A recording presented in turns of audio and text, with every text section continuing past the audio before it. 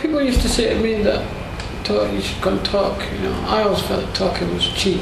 Talk's cheap, but that's just me. Everybody's different. Just try and distract yourself as much as you can. Depends on the level of what your problem is or what you might be feeling. I've had friends that are so severely depressed, it's unbelievable.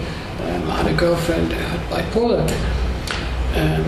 So it depends, because like with bipolar, you're on cloud 55. It's like you've got OCD. You won't stop cleaning. You won't stop doing anything. Like you're on 100 miles an hour. But like with severe depression, you're really, really at the bottom. So that's how bad it can get. I took medication last year. Didn't really help. But then I got told that they don't kick in straight away. Because at one point in your life, you're always going to be depressed. It might be for a day, it could be for an hour, or it could even be like for a while.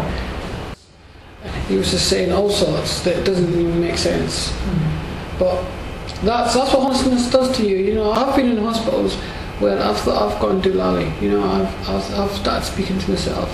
I started chattering.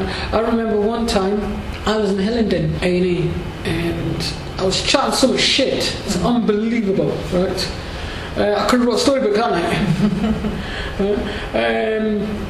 And I remember getting taken to the clinical decision unit, and basically when I had to wait for the psychiatric doctors and nurses and that to come and see me, and I'm still talking gobbledygook, right?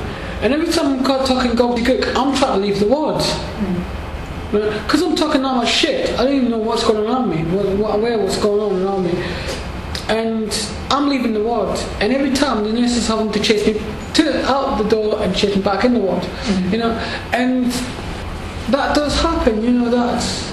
So for that lad the other day, he was talking shit, and I know where he's coming from, because I'm not saying everybody has, but me personally, I know I'm talking some crap, People have even told me to shut up. It could be anything. It could be from marriage, it could be kind of assault, it could be from broken family, I grew up from a broken family, I grew up in care from a very, very young age. I was like one of the youngest in my hometown to be put in a children's home, which was unbelievable. And